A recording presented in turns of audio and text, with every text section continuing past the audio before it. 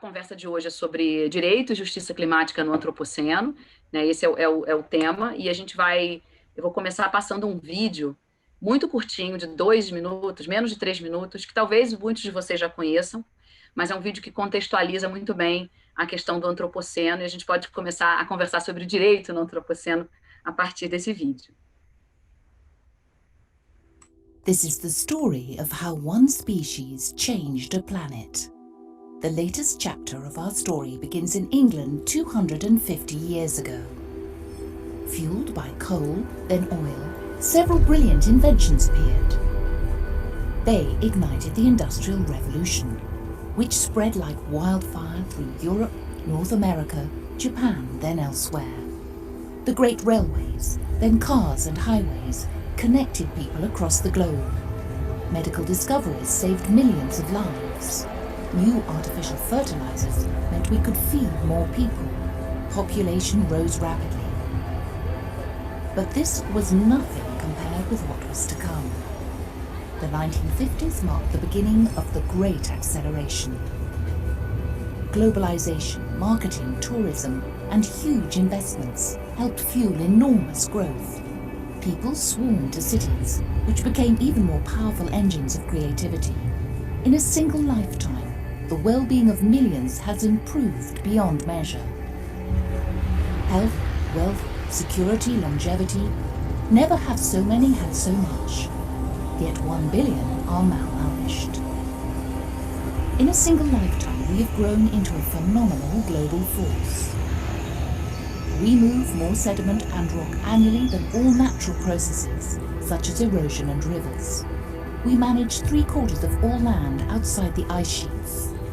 Greenhouse gas levels this high have not been seen for over 1 million years. Temperatures are increasing. We have made a hole in the ozone layer. We are losing biodiversity.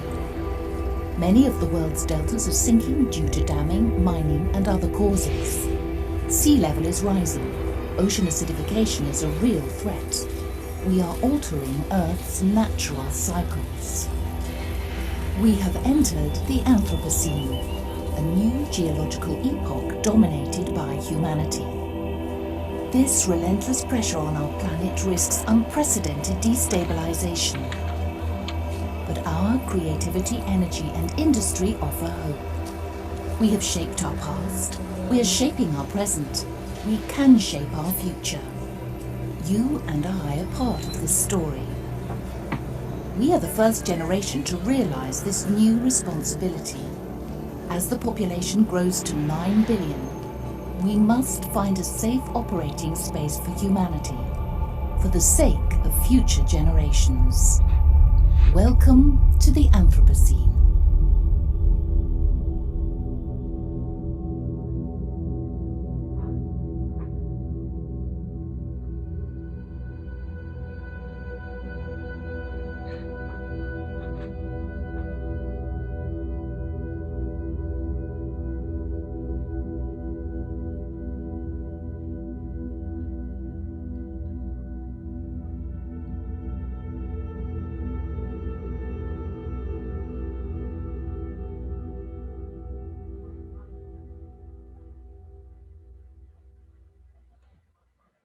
Ixi, This is the story of how voltei de novo, gente, desculpa.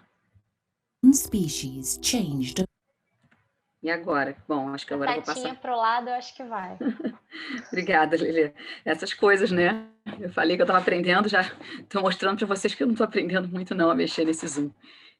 Bom, na verdade, esse vídeo, ele é um vídeo, eu quis deixar os créditos no final, porque, enfim, é sempre bom a gente saber de onde vem o vídeo, né? E qual é o contexto, e eventualmente vocês podem buscar informações no site, que podem ser interessantes para vocês. Mas eu acho que ele resume, é um vídeo bastante interessante que foi feito na época da Rio+20, e ele... Oi. Uma coisa, eu acho que a aba do chat seu tá tapando a projeção. Eu não sei se você está com ela aberta. Não. Tem alguma aba... Isso. O que você mudou de lugar era o que está tapando a nossa visualização. Ah, então deixa eu tirar. Peraí, deixa eu tentar tirar.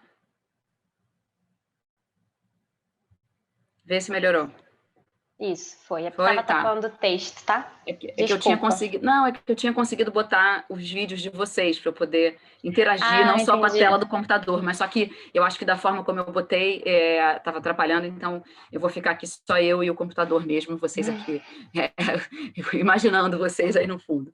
Mas enfim, obrigada, Letícia. Então, esse foi um vídeo, é um vídeo que é curtinho, mas ele contextualiza bem o que se tem dito sobre o antropoceno, e aí, de novo, eu fiz uma observação no início, principalmente para quem entrou depois, eu vou repetir aqui, que nós não temos a competência científica para analisar o antropoceno na perspectiva das ciências naturais, então o nosso olhar aqui é do antropoceno num contexto das ciências sociais e no contexto do direito, tá? Mas, de qualquer forma, a gente observa que esse reconhecimento dessa nova época geológica, né, que seria reconhecida a partir do momento em que as forças humanas ganham magnitude tal e que passam a ser comparadas às forças geológicas com capacidade de alterar de modo significativo, definitivo e sem precedentes, né, a superfície da Terra nas suas mais variadas características.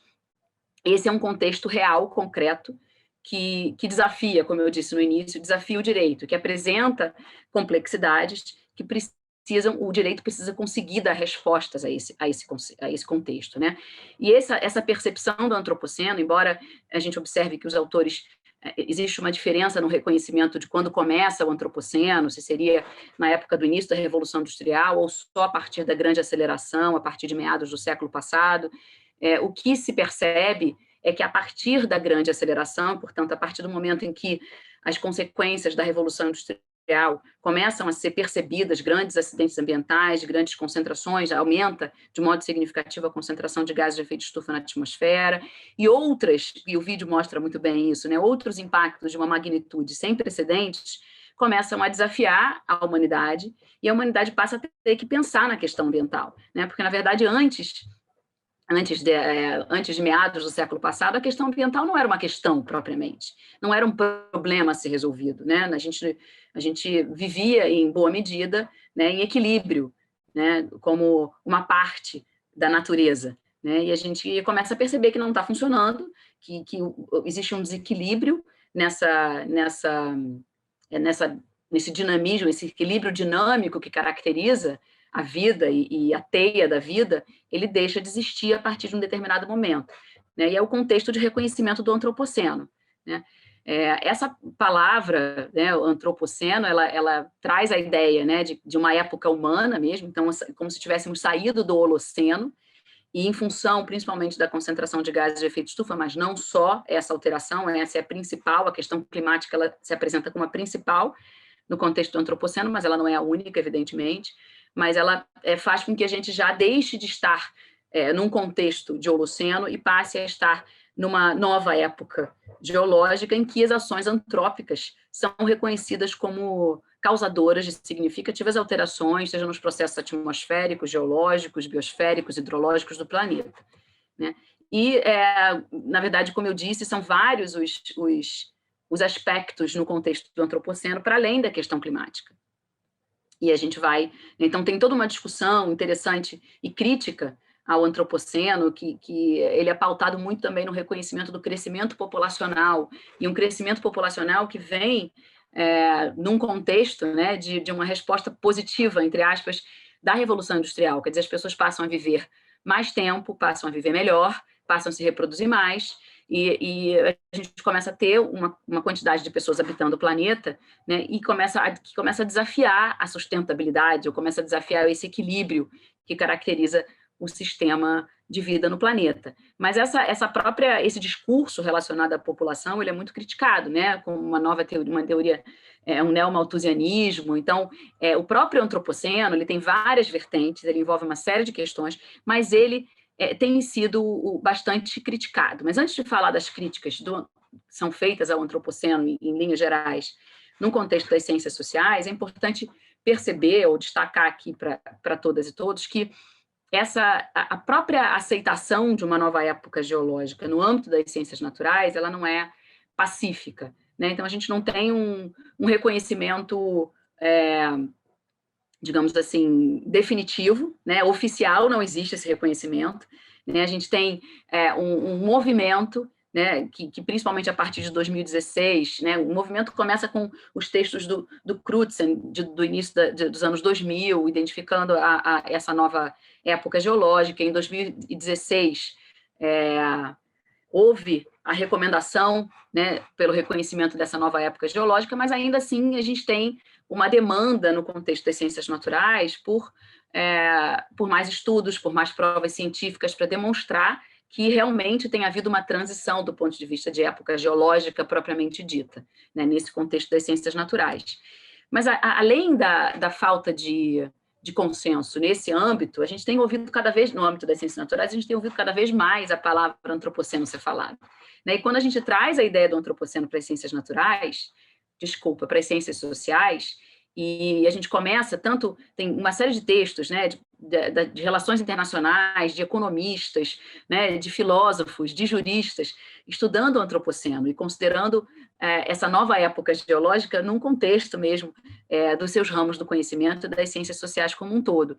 E essa receptividade do conceito do antropoceno também não é pacífica ou não se dá sem críticas, né? Muito pelo contrário. Muitos críticos à ideia do antropoceno no contexto das ciências sociais, eles dizem que, na verdade, essa ideia de reconhecer as forças humanas, ela tende a neutralizar um discurso, né? Um discurso tende a propagar um discurso neutro que pretende responsabilizar o ser humano de maneira indiscriminada, como se todos tivessem relacionados com mudanças climáticas e com a crise socioambiental e tivessem responsabilidade de igual maneira para toda a crise climática socioambiental que está sendo vivida hoje, né? Então, que essa ideia do antropoceno ela impediria que fossem enxergadas e equacionadas questões relacionadas a desigualdades, a opressões, né? E essas questões relacionadas a poder, trabalho, capital, no contexto da sociedade capitalista, ficariam invisibilizadas, e a gente colocaria todo mundo no mesmo saco, mais ou menos dizendo assim,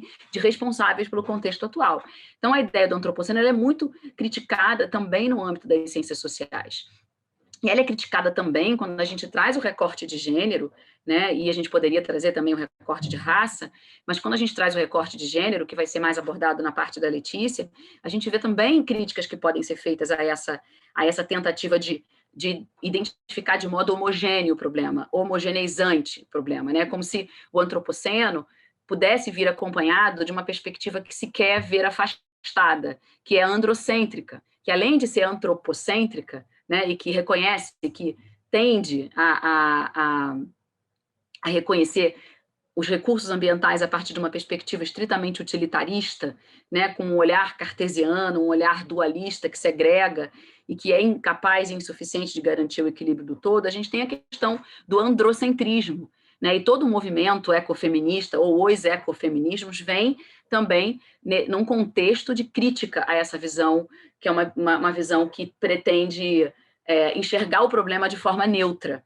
né, e sem a crítica à distribuição desigual de ônus e bônus que se dá no contexto da sociedade que a gente vive. Então, trazer de novo para a nossa discussão contexto da desigualdade social, os contextos relacionados à promoção da justiça social e da justiça socioambiental, e, portanto, considerando as desigualdades entre países do norte e países do sul, aqueles que mais contribuíram para o problema climático e para a crise socioambiental como um todo, e aqueles que menos contribuíram, mas que são aqueles que mais sentem esses impactos, isso considerando o mundo, né? Então, considerando tanto a perspectiva de países norte-sul, norte global, sul global, quanto considerando também outros tipos de interseccionalidade, que aí a Letícia vai falar com muito mais propriedade do que eu na parte dela, né? Então, considerando outras opressões, outros tipos de desigualdades que envolvem muito a questão de gênero e a questão também, portanto, de uma sociedade patriarcal.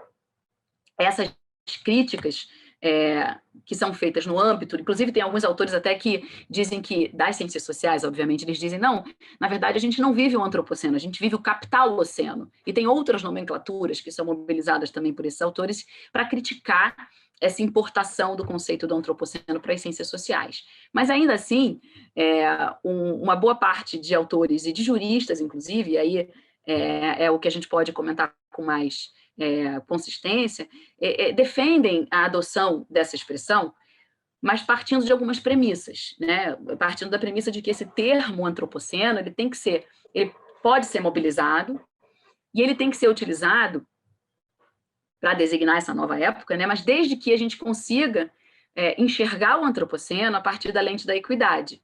Então, levando em consideração essas desigualdades do sistema que a gente vive, essas opressões econômicas e sociais que são características do sistema atual, e reafirmando, desde que a gente garanta uma reafirmação dessa responsabilidade histórica de países do norte global, reconhecendo a marca que foi deixada por esses países, principalmente, que são caracterizadas como força geológica, né? Sem essa ideia, né, de universalizar o ser humano, como se o ser humano fosse né, de um só tipo, digamos assim, ou fossem todos os seres humanos responsáveis igualmente por tudo que a gente está vivendo agora, né? Então, a gente, eu e Letícia, a gente se filia a esse grupo de juristas que são adeptos, sim, à expressão antropoceno, mas trazendo o contexto do antropoceno para a discussão num contexto de direitos humanos, de promoção de justiça social, de promoção de justiça socioambiental, e apresentando o antropoceno, por exemplo, portanto, como um pano de fundo, como um contexto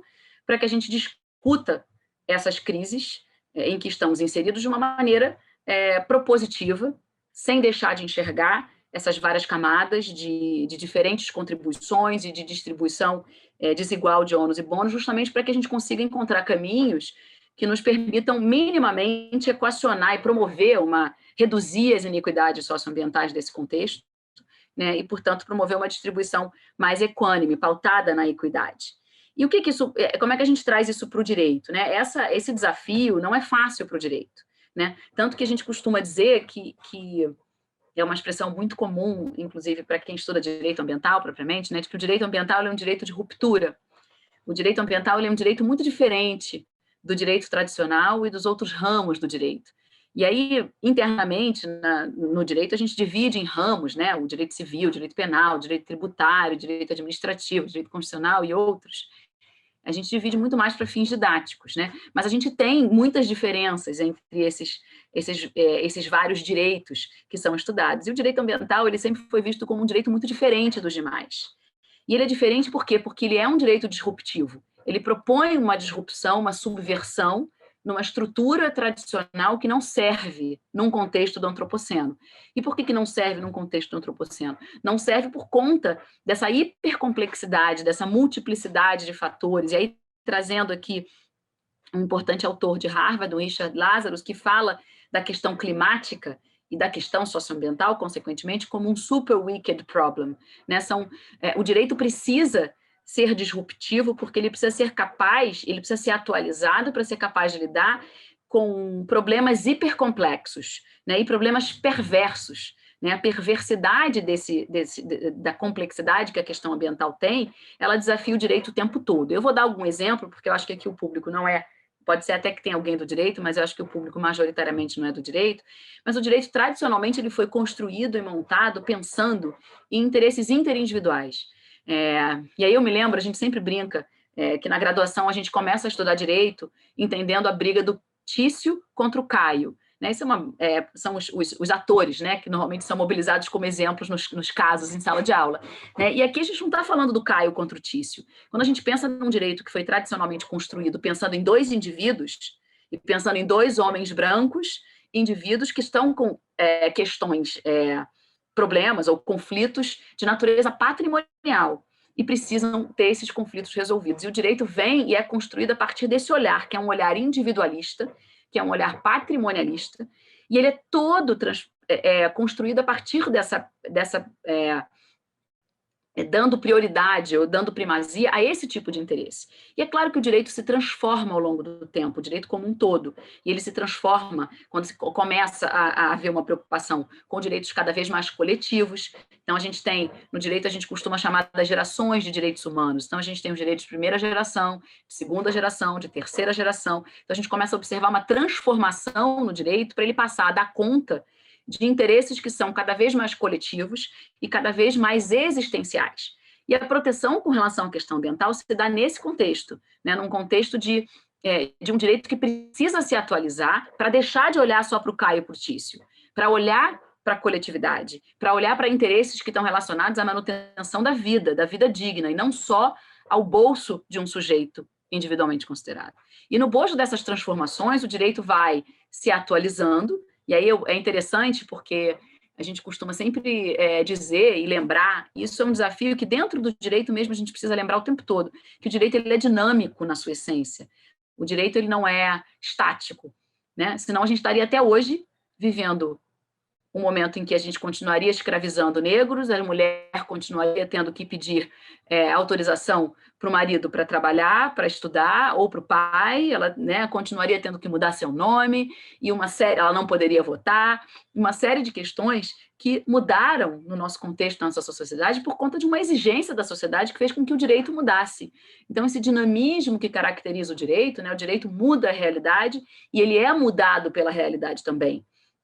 Tudo vai se alterando conforme as demandas da sociedade. E hoje, e já há algum tempo, nós temos uma demanda que é hipercomplexa nesse contexto do antropoceno, que diz respeito aos problemas socioambientais e os problemas climáticos, aqueles que estão mais em evidência agora, né? E por isso a gente precisa reconhecer esse caráter, que é um caráter perverso, né? Segundo Richard Lazarus, para pensar nessa disrupção que é promovida pelo direito. As estruturas normativas que foram construídas por uma sociedade patriarcal, individualista e patrimonialista, elas não servem para proteger o meio ambiente. Elas precisam ser alteradas, e precisam ser alteradas de modo bastante significativo. E aí eu mobilizo um outro autor importante, um sociólogo alemão falecido há poucos anos atrás, que cunhou a ideia da sociedade de risco, né? Então, o reconhecimento de que nós vivemos numa sociedade pós-industrial,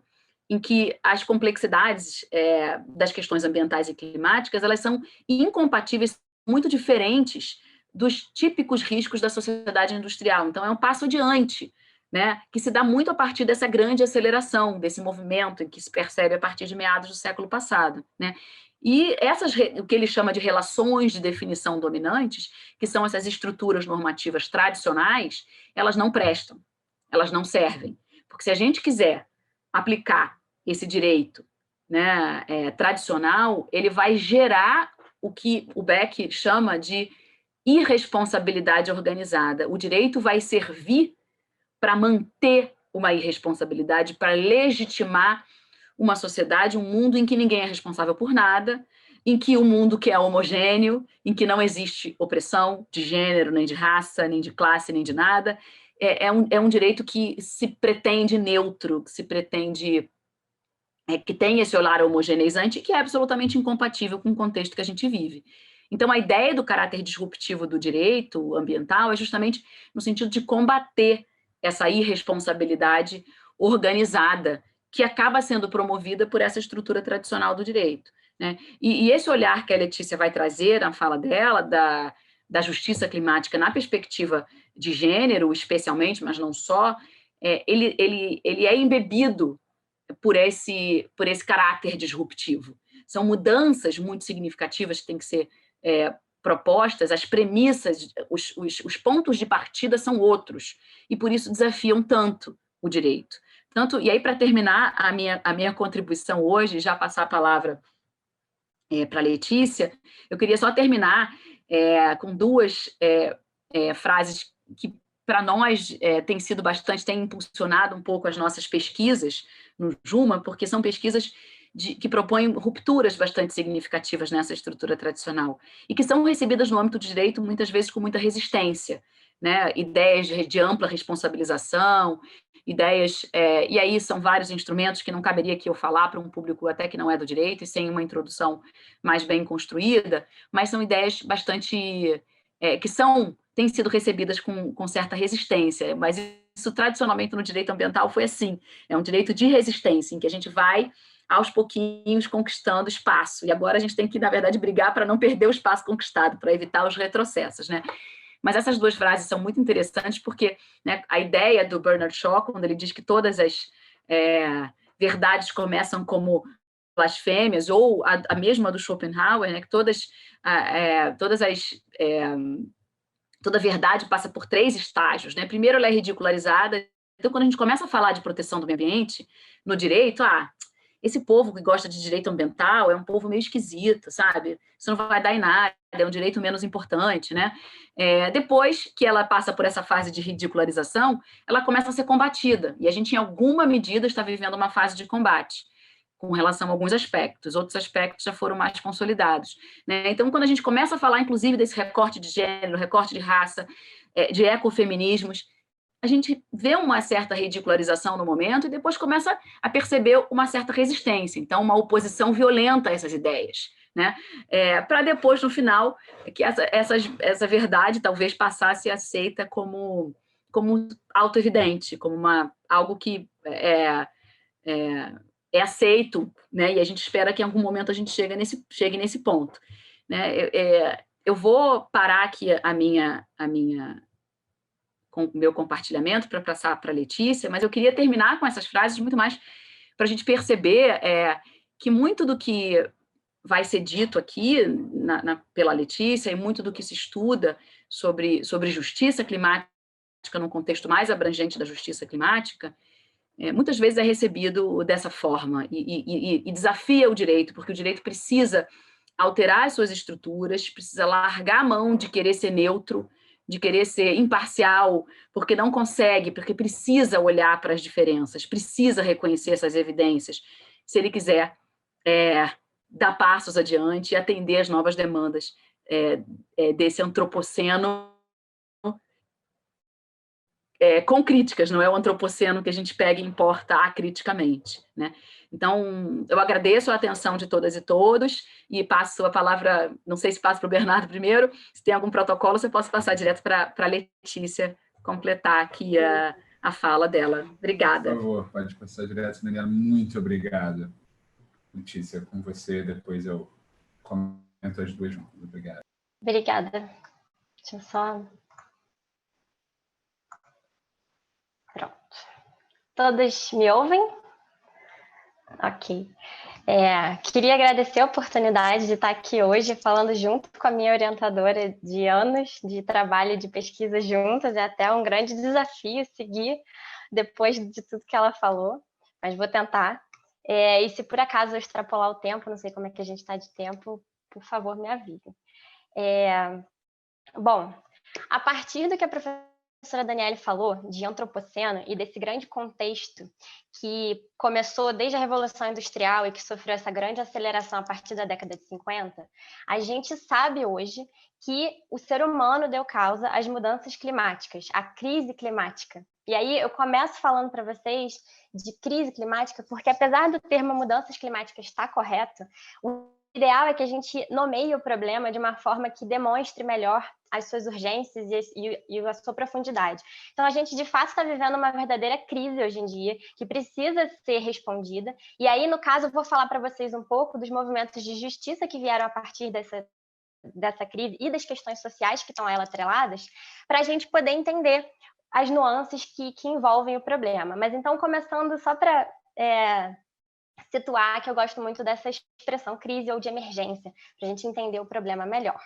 E aí, quando a gente fala em crise climática, a gente está falando um dos aspectos é a concentração de gases de efeito estufa, que passa e muito do Holoceno, que a Dani falou muito sobre o Antropoceno, que é essa nova época que a gente afirma que existe hoje, que a gente tem que discuti-la, mas antes do Antropoceno, a gente teve o Holoceno, que foi a época geológica em que o mundo, que o ser humano se desenvolveu historicamente, assim, desde muito pré-histórico. Então, desde da Revolução Industrial em diante, a gente ultrapassou as 280 partes por milhão, que são a concentração que o planeta consegue absorver e lidar de uma forma equilibrada em todos os sistemas de vida, não só no clima, mas todo o resto que é influenciado pelo clima. Hoje em dia, a gente está em 412,5 partes por milhão, o que é um número muito mais alto do que o planeta consegue absorver.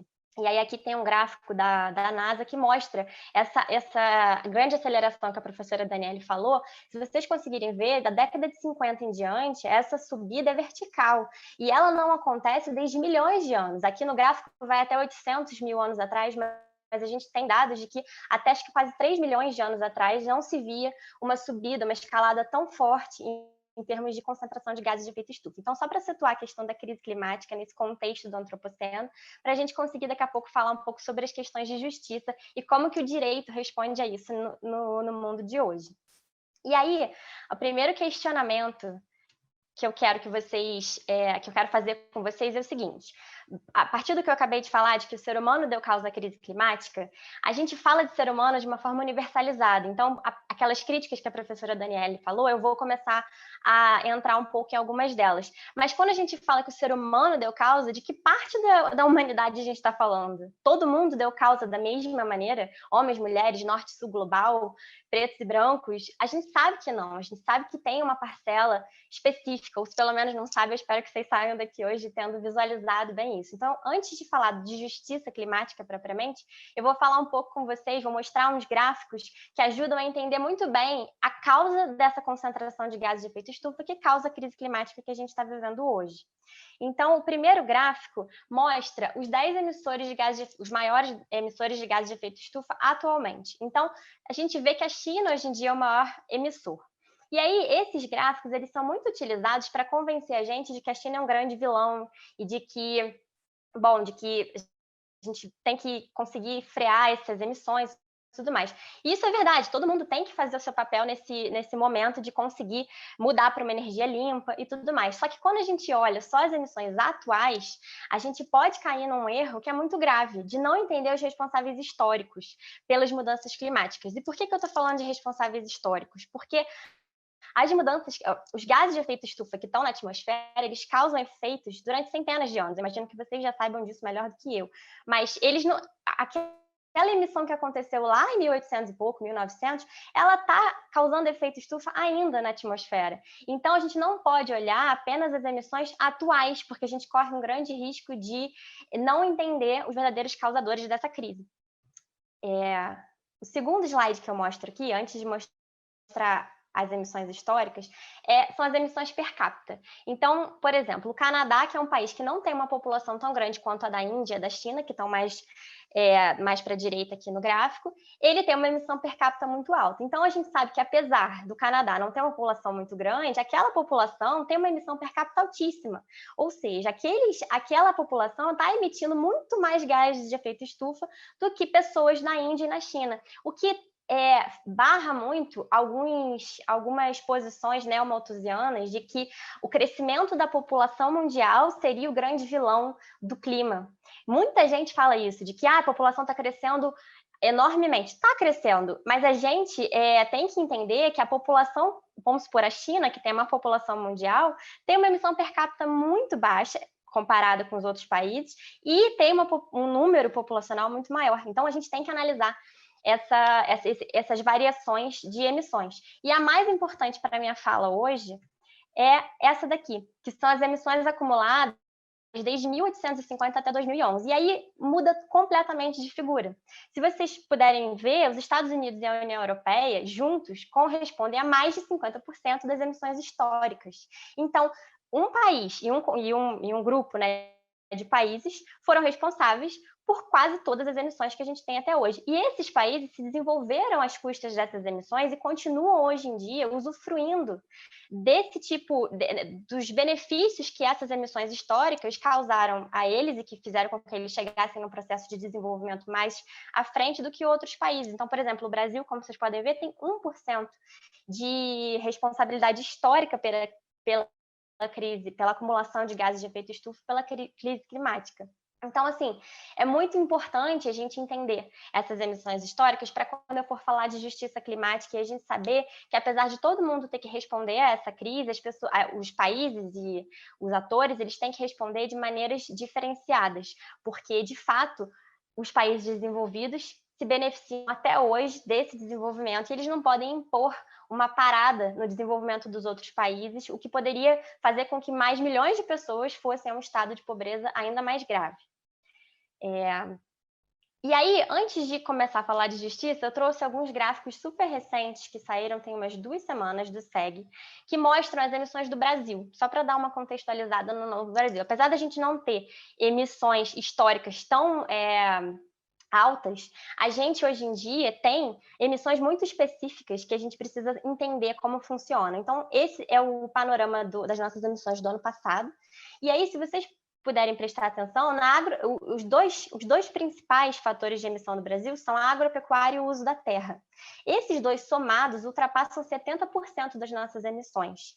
E aí, agropecuária e uso da terra é o quê? É desmatamento, é a mudança, por exemplo, você tira a floresta que desempenhava uma função e você coloca, normalmente, criação de gado ou algum tipo de plantação. Normalmente, criação de gado. Essas duas representam juntas mais de 70% das emissões do Brasil. Então, a gente precisa entender esse perfil para a gente, enquanto país, conseguir dar a nossa contribuição. E, nesse caso, não seria tão difícil para o Brasil conseguir acompanhar as metas que ele mesmo se propôs no Acordo de Paris de 2015, que eu vou falar mais para frente com vocês, porque não...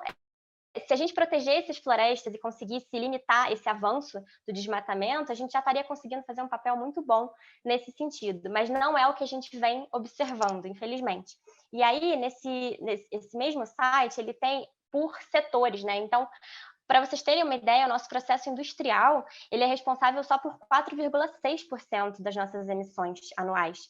E 4,6% pensando, né, o setor industrial, ele é muito mais difícil de você mudar o perfil das emissões, porque tem todo um processo de adaptação que tem que ser feito. Só que no caso, a gente tem uma emissão industrial muito baixa, então para nós não seria tão difícil, mas infelizmente a gente não vem conseguindo cumprir com as nossas metas, que seriam muito bem resolvidas se a gente conseguisse proteger as florestas e mudar um pouco o nosso sistema de produção agropecuária.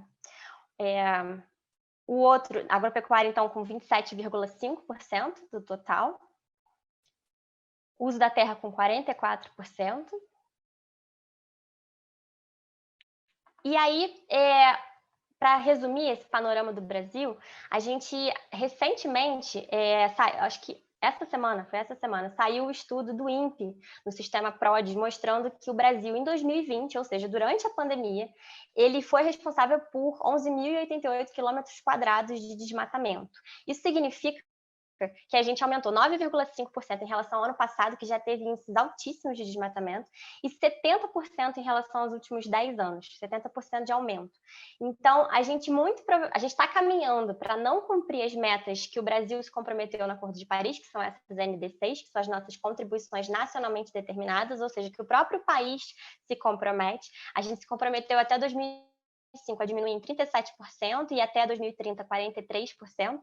E a meta da Política Nacional do Meio Ambiente, de Mudanças do Clima, desse ano a gente já perdeu também. Então, a gente está caminhando para um cenário muito, muito ruim em termos das medidas que a gente se comprometeu. Então, eu quis dar esse panorama para além da questão histórica dos países do norte do global, que foram responsáveis pela maior parte das emissões históricas, mas para a gente também entender um pouquinho o contexto do Brasil nesse cenário.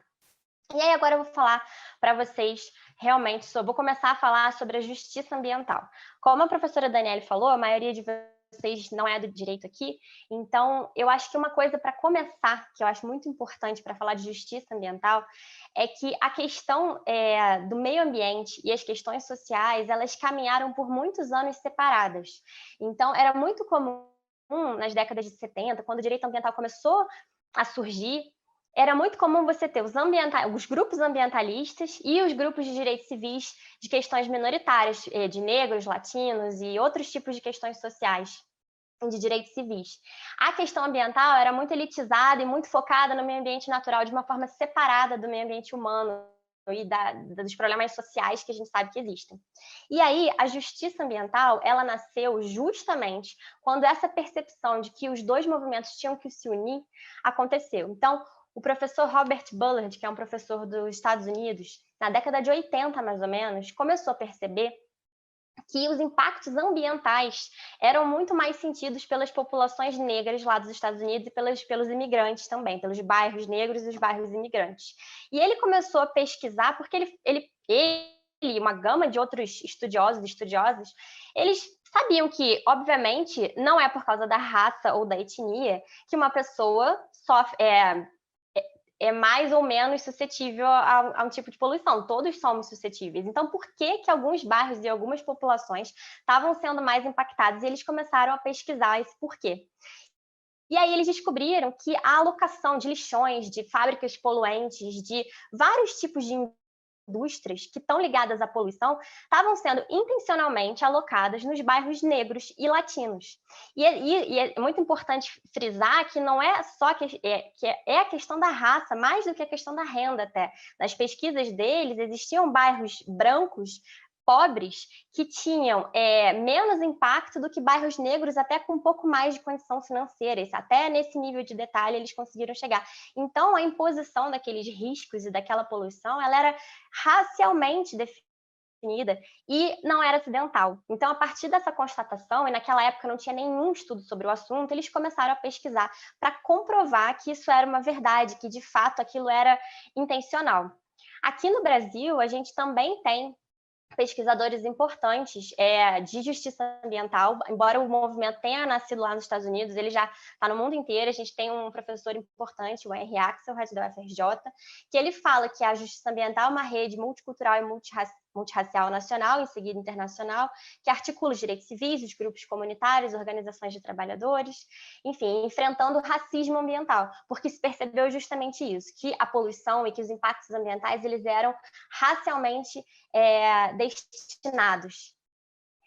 E aí foi assim que o movimento ambiental se uniu ao movimento dos direitos civis. E assim, eu que já pesquiso ambiental há quase 10 anos, hoje em dia eu não consigo ver uma coisa separada da outra. Para mim não tem como você pensar numa proteção de uma floresta, vamos pensar na Amazônia, sem pensar na população indígena que mora ali, nas populações quilombolas que moram ali e que estão na linha de frente desse combate. Então, às vezes, se você pensa numa ação que vai impactar essas populações, essa ação vai impactar também a floresta. Então, pensar em ambiental desconectado do social é um pensamento que não tem efetividade. E aí, eu vou falar do movimento daqui a pouco da justiça climática para gênero, porque aí já é mais um recorte que aprofunda um pouco mais essa discussão.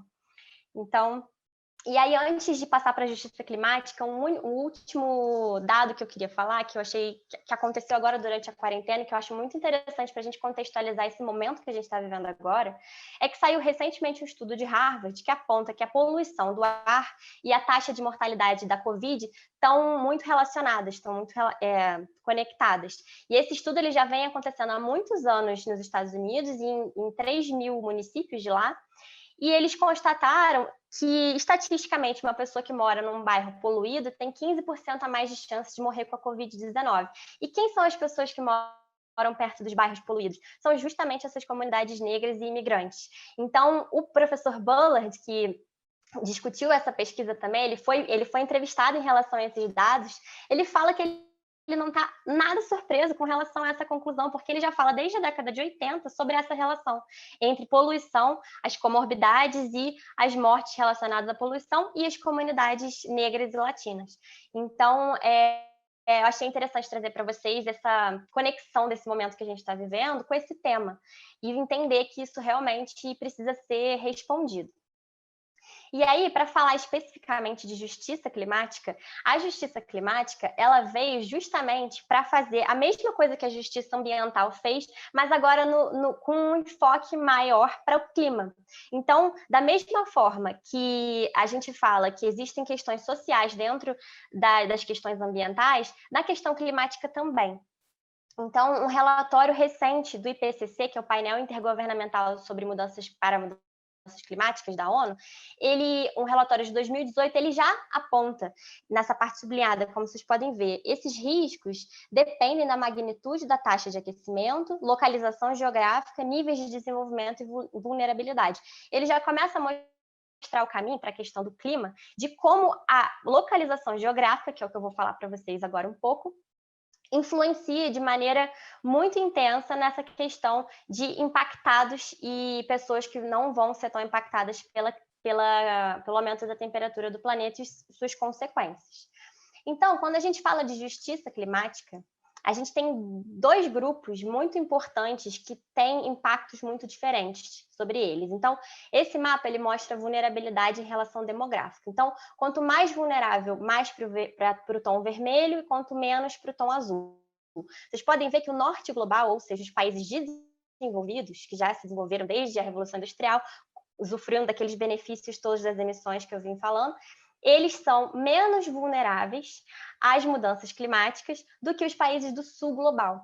Então, quando a gente fala de justiça climática, um dos pontos é focar na questão de que o sul global deu menos causa à crise que a gente está vivendo hoje, mas sofre as suas consequências de maneira muito mais intensa do que o norte global, que é o responsável por essas mudanças. E aí a gente não está falando só de países, a gente está falando também de empresas. E normalmente as empresas do norte global se misturam com os países, né? As grandes empresas têm os seus CEOs localizados do norte global. Então, a gente observar essa diferença entre norte e sul tão marcada é muito importante para entender o que o movimento da justiça climática pretende. Então, para falar um pouco de números, para vocês conseguirem entender como, de fato, o sul global ele vai ser mais impactado, quando a gente fala de que os países de desenvolvimento suportam 90% das perdas econômicas relacionadas à crise climática, 98% das pessoas afetadas pela crise climática estão nos países em desenvolvimento, e o último dado, e o mais sério e grave, é o de que 99% das mortes relacionadas à crise climática vão acontecer nos países em desenvolvimento. Então, a gente precisa entender e internalizar esses números para realmente entender os responsáveis. Então, quando eu mostrei para vocês o gráfico das emissões históricas e saber que os países responsáveis por essas emissões desde a Revolução Industrial não estão dentro dessa porcentagem de pessoas que vão ser afetadas pela crise climática, a gente entende melhor as demandas da justiça climática, para que esses países do norte se responsabilizem pelos impactos que eles estão causando, que eles vêm causando, e para que exista um auxílio, uma transferência de tecnologia, de financiamento e tudo mais que seja necessário para os países que não deram causa para esse problema. E aí um outro estudo que também saiu recentemente, que é da Universidade de Stanford, nos Estados Unidos, que deixa bem claro que a mudança climática está deixando os países ricos mais ricos e os pobres mais pobres. Então, é uma constatação muito, muito semelhante com as outras que eu venho falando das ciências sociais, mas agora aplicadas às ciências estatísticas. Então, o abismo entre as nações mais pobres e as mais ricas no mundo é 25% maior do que seria sem o aquecimento global. E aí essa pesquisa aconteceu entre os anos de 61 e 2010. Então, essa pesquisa ela fala muito sobre a questão, por exemplo, das temperaturas ótimas. Os países do sul global, eles estão saindo das temperaturas ótimas para plantio, por exemplo. Então, a segurança alimentar nesses países está sendo muito afetada, porque os países do sul estão saindo dessa temperatura ótima, vão sofrer muito em termos de plantios e de segurança alimentar, enquanto os países do norte global estão chegando numa temperatura mais amena comparada com a que eles costumam ter, e estão conseguindo aumentar a sua gama de safras e de tipos de alimentos que eles conseguem plantar. Então, para eles, ainda até nesse aspecto, eles estão usufruindo de benefícios em relação às mudanças climáticas e deixando o norte mais rico e o sul mais pobre, não só em questão de riqueza e pobreza, mas em termos de riscos e vulnerabilidades. E aí, para falar um pouco assim dos acordos internacionais, bem rapidinho, que eu sei que o tempo também está curto, mas tem dois encontros muito importantes que surtiram efeito no direito em relação a esses assuntos que eu estou falando, de justiça, de movimentos sociais que vem buscando com que o direito responda a essas questões. Então, na Rio 92, teve a convenção, a Conferência do Meio Ambiente e Desenvolvimento, em 1992, no Rio de Janeiro, e depois, nessa mesma convenção, aconteceu a Convenção Quadro das Nações Unidas sobre a Mudança do Clima, que é o primeiro acordo que fala sobre clima como um todo, né? Que o foco dele é clima. E aí, de 92 para cá, o outro tem vários encontros e acordos importantes, mas o Acordo de Paris é um dos mais importantes, porque o Acordo de Paris é um acordo sobre clima que veio, que até hoje é o mais importante, mesmo sendo de 2015 até hoje é o mais importante. Ele reconhece explicitamente que as mudanças climáticas são uma ameaça urgente, e no Acordo de Paris, no preâmbulo do acordo, a justiça climática é mencionada. Então, pela primeira vez, esse movimento que vem dos movimentos sociais, ele chegou a um acordo internacional. E o preâmbulo do Acordo de Paris está lá explicitamente a justiça climática, o que é um grande avanço, porque para chegar até lá teve muita disputa, os países do norte global não queriam aceitar essa responsabilidade. E na convenção da Rio 92 também teve uma coisa muito importante, que foi o reconhecimento de um princípio que no direito a gente discute muito, que é o princípio das responsabilidades comuns, porém diferenciadas. E esse princípio ele entrou na Rio 92 e ele ajudou a pautar esse caminho para a gente chegar em 2015 e ter a justiça climática reconhecida. Porque a gente sabe que todos os países têm que tentar resolver essa questão da crise climática, mas a gente sabe que agora alguns países eles têm mais responsabilidade, por isso responsabilidades comuns, porém diferenciadas. E aí, esse último tópicozinho falando de que o Acordo de Paris também conseguiu um êxito importante de fazer os países acordarem na tentativa de limitar o aumento da temperatura no planeta até 1,5 grau, até 1,5 grau em relação à Revolução Industrial. A gente já aumentou 1 grau desde a Revolução Industrial na temperatura média do planeta, e o Acordo de Paris conseguiu esse êxito de fazer com que os países se esforcem para tentar limitar a temperatura em 1,5 grau a 2 graus, o que é uma grande vitória, porque nos moldes e nas emissões que a gente vem fazendo hoje em dia, a nossa emissão média vai passar, nossa temperatura média vai passar e muito de 1,5 grau. A gente já está com previsões de passar de 3 graus. Então, esse acordo, todo ano, existem encontros, que são as conferências das partes que acontecem, e a cada 5 anos, os países, eles reavaliam as suas metas e aumentam as suas metas para que a gente consiga realmente ficar abaixo dessa temperatura. Bom, por isso a importância do Acordo de Paris. E aí agora eu vou falar sobre o último tema, que é o enfoque da justiça climática que eu vim dar para vocês hoje, que é o tema da minha dissertação de mestrado, que é justamente analisar a justiça climática e as questões das mulheres dentro desse contexto. Então, para isso, eu trouxe uma das principais autoras, que é a Patricia Hill Collins, que ela fala que quando se trata de desigualdade social, da vida das pessoas, da organização do poder em uma dada sociedade, elas são melhor compreendidas como sendo moldadas não por um eixo de divisão social, mas por vários eixos, como raça, gênero e vários outros. Eu vou trazer na próxima imagem para vocês.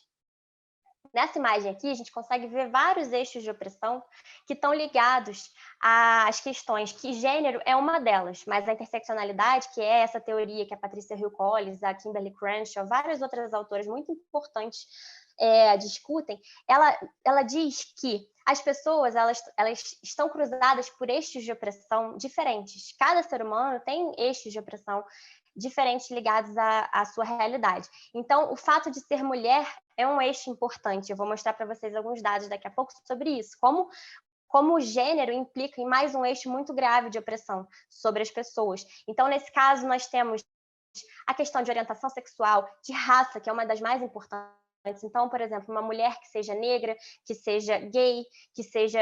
Tem várias, né? Judia, ou então vários outros fatores que, somados, fazem com que aquela pessoa seja marginalizada e invisibilizada num contexto. E o contexto das mudanças climáticas e da crise climática é mais um desses eixos de opressão que podem se cruzar. Não são apenas eixos identitários, como os que eu mencionei agora, mas as mudanças climáticas, a gente defende que elas são um outro eixo, porque os efeitos da crise climática sobre mulheres, especialmente mulheres do sul global, mulheres negras, eles são muito mais intensos quando esses eixos se somam. Então, quanto mais eixos, mais marginalizada aquela pessoa, aquela mulher se encontra. Então, eu trouxe alguns dados aqui, já chegando para o final da minha fala, sobre como esses dois temas eles se conectam. Então, quando a gente fala de mulheres, a gente fala que 70% das pessoas que vivem em extrema pobreza no mundo são mulheres. Então, se a gente sabe que as pessoas pobres elas têm menos condições de reagir a uma crise climática como a que a gente está vivendo, já está vivendo hoje em dia, a gente já vê que as mulheres vão ser as mais impactadas dentro desse grupo. E aí, eu falei para vocês sobre aquela pesquisa de Stanford que fala sobre as nossas temperaturas médias estarem alterando e segurança alimentar. Então, um outro dado é de que 45% a 80% das pessoas responsáveis pela produção de alimentos nos países de desenvolvimento são mulheres. Na África, isso chega a quase 90%. Então, se você pensa que a segurança alimentar vai ser muito impactada por causa das alterações de temperatura da crise climática, as mulheres vão ser muito impactadas na sua renda, no seu trabalho e na subsistência da própria família, porque elas são, atualmente, o número maior dentre as mulheres no âmbito rural. Tem um dado que não está aí no slide, mas que é muito interessante, é o de que se as mulheres tivessem o mesmo acesso a financiamento e aos recursos que os homens têm, a produção de alimentos no mundo aumentaria de 20% a 30%, a redução da fome seria de 12% a 17%, e 100 a 150 milhões de pessoas sairiam da pobreza. Se as mulheres tivessem apenas o aumento no financiamento, nos recursos relacionados à produção de alimentos, porque mesmo as mulheres sendo as maiores produtoras rurais, elas sofrem muito preconceito. Então, em termos de financiamento para trabalhar na terra e tudo mais, elas não recebem os mesmos financiamentos que os homens. E aí, um último dado relacionado a clima sobre esse assunto é que haveria uma redução de CO2 de 2,1 gigatoneladas até 2050, se as mulheres recebessem esses mesmos auxílios. Então, está tudo muito conectado. Um outro número muito importante que tem aqui, que está no slide, que é de 59% dos casos de violência do gênero estão ligados a questões ambientais. E eu acho que as pessoas não se dão muito conta disso, né? A gente pensa em violência de gênero como um outro tipo de problema, mas esse dado é da IUCN desse ano, saiu no relatório desse ano, de que 59% estão ligados a fatores ambientais. Então, por exemplo, quando existe um evento climático extremo, um deslizamento em que as mulheres ficam desabrigadas, acontecem muitos casos de violência sexual. Quando, por exemplo, diminui o volume de proteína, eu vou dar um exemplo aqui, de peixe, por exemplo. As mulheres, elas representam 46% da mão de obra na pesca. Só que as mulheres, desse total, elas são 90% das pessoas que trabalham no processamento do pescado, porque em muitos países do mundo as mulheres não podem trabalhar diretamente com a pesca, porque por causa de questões culturais elas são proibidas de fazer isso. Então, quando a gente tem um problema climático que afeta a quantidade de peixe e o acesso a esse recurso, elas vão ser ainda mais impactadas. Tem países como o Quênia, por exemplo, que existe uma cultura solidificada de que a mulher, ela, para conseguir acessar esse recurso pesqueiro, ela é obrigada a trocar o peixe por sexo. E isso é culturalmente aceito, e os homens podem se recusar a vender peixe para aquela mulher em função se ela não oferecer sexo em troca do peixe. O nome disso é Sex for Fish, está nesse relatório também. Então, a gente tem que perceber como esses impactos relacionados à produção de alimentos e à crise climática, eles afetam as mulheres de uma maneira muito mais drástica, porque elas precisam, muitas vezes, acessar esse recurso, e para isso elas precisam passar por situações de violência sexual que as pessoas não entendem que estão conectadas com as questões ambientais, e isso só vai se acirrar num contexto de mudanças climáticas que a gente já sabe que está acontecendo. Então, eu quis passar para vocês rapidamente um pouco dessa conexão e de como isso tudo impacta as mulheres de uma maneira mais forte. E aí eu trouxe aqui algumas conclusões em relação à justiça climática, de que é importante ter esse olhar de sul global, de que as populações vulneráveis de países pobres do sul global buscam justiça frente à crise climática, do gênero, de como a questão de gênero precisa ser visibilizada. E aí o que isso significa? Que a gente precisa de mais mulheres no setor político, a gente precisa de mais mulheres sendo contempladas nas políticas públicas, porque é claro que a gente tem que pensar no todo, mas se a gente entende que uma porcentagem muito maior de pessoas, mulheres, vão sofrer, a gente projeta políticas públicas que vão ser mais efetivas e que vão proteger e impedir que essas mulheres sofram ainda mais num contexto de crise climática. Um outro ponto super interessante que eu não vou abordar aqui agora é das futuras gerações, como que esses movimentos de jovens ativistas estão vindo com força e como eles já pleiteiam a questão da justiça climática. E, por fim, a litigância climática, que é um movimento muito, muito interessante que vem acontecendo no mundo, de levar ao judiciário e às instâncias administrativas as questões climáticas. Então, se os governos não estão atuando, as pessoas estão se juntando e fazendo ações com um foco principal no clima para obter do judiciário decisões que forcem os países e forcem as empresas a agir perante a questão climática. Então, acho que tudo isso misturado faz com que a gente tenha realmente a justiça climática acontecendo, e essa justiça climática com um foco no problema de uma maneira diversificada e não homogeneizada, como a professora Daniele falou. A gente não pode nunca universalizar o ser humano, a gente sabe muito bem que existem grupos de pessoas e com questões identitárias diferentes que sofrem mais. Então, era mais ou menos isso que eu queria trazer para vocês. Queria agradecer e a gente abre para discussão, se eu não conseguir falar alguma coisa que vocês tenham dúvida. Agradeço muito pela oportunidade e vou parar de compartilhar minha tela aqui.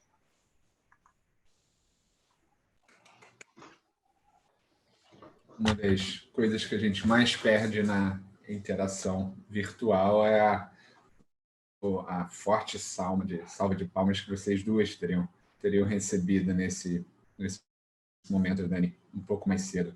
Realmente é uma das apresentações mais interessantes do semestre todo no CS Rio. Eu aprendi demais. Tirei vários print screens aqui, apesar de estar sendo gravado para o material futuro na fala de vocês duas.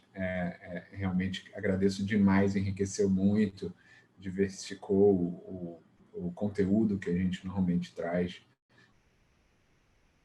no CSRI e abriu o apetite, Dani, para a sua disciplina. Se bobear, vai ter professor fazendo a disciplina de ouvinte aí no ano que vem, viu? É muito legal, Letícia, muito bacana a pesquisa que você fez, vários dados que você trouxe. Acho que talvez tenha sido o primeiro passo de um diálogo aí que eu vou querer explorar bastante em várias coisas que eu estou tentando incluir na minha pesquisa também. Muitíssimo obrigado, mas a ideia aqui não sou eu falar nada não, é eu só passar a palavra para os nossos caras e caros participantes abrirem o debate. Então, muito obrigado.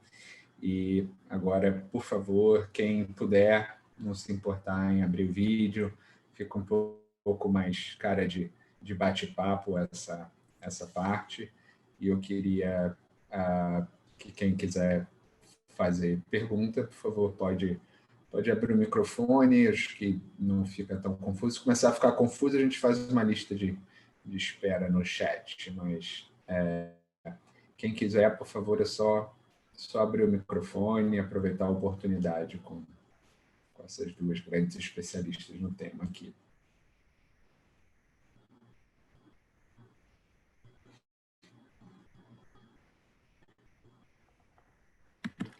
Sem timidez. Quero falar.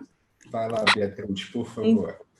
Bom, inicialmente eu queria, assim, eu estou chocada, eu estou muito bem impressionada. Que apresentação, como vocês duas conseguiram falar sobre um tema que é de uma complexidade tão grande. Dois temas, né? A questão climática e a questão de gênero. Então, parabéns, apresentação maravilhosa, clara, né, objetiva, muito, muito boa mesmo. E, assim, meu comentário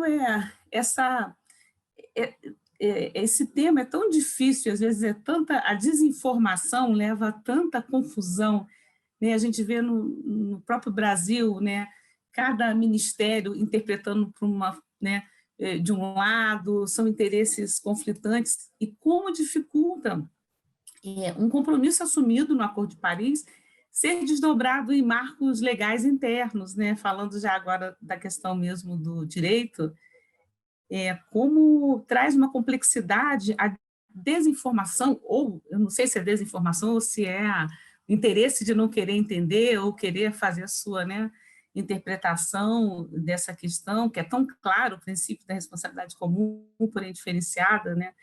E assim, eu ouvi um pouco vocês, como vocês devem constatar no direito brasileiro a dificuldade de traduzir isso, né, em marcos legais, esses compromissos assumidos nas negociações internacionais. Mas parabéns mais uma vez, maravilhosa apresentação. Eu não sei se vai estar disponível, mas se possível, eu gostaria muito de ter, né, tem dados bastante atualizados, vai ser muito útil para a gente, né, Bernardo, que a turma está aprendendo, enfim, trabalhando com esse tema, seria muito útil. Obrigada mais uma vez. Aprendendo, estamos todos aqui, professores e coordenadores, inclusive, Beatriz. Como vocês preferem, Daniela e Letícia, respondendo uma a uma? Acho que talvez hoje seja mais fácil, assim, vocês preferem? Pode ser, acho que pode ser, a gente pode responder. Eu costumo preferir, sempre que possível, responder assim, porque eu acabo me esquecendo, me confundindo, aí deixo de falar alguma coisa. Mas como não tem tanta gente, talvez a gente consiga fazer assim. Não sei se Letícia quer começar fazendo um comentário. Se eu começo, você completa, o que você prefere? Você que sabe.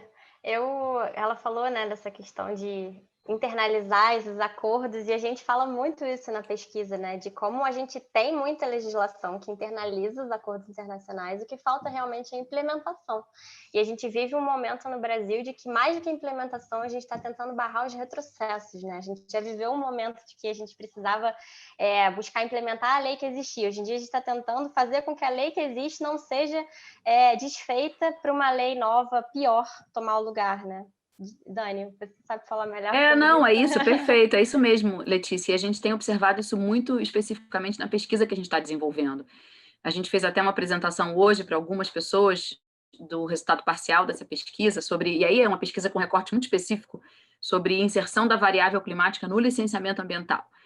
É um tema muito específico, mas ao desenvolver essa pesquisa, e para isso nós fizemos um levantamento muito extenso de normas federais e estaduais, sobre esses dois grandes temas, clima e licenciamento, e, enfim, tem uma porção de detalhes específicos sobre a pesquisa, mas a gente encontrou, na verdade, 670 normas que foram analisadas no seu inteiro teor, e a gente descobriu uma questão à parte que tem a ver com a colocação da Beatriz, e que nos permitiu ter um olhar bastante interessante sobre esse contexto de governança climática no Brasil.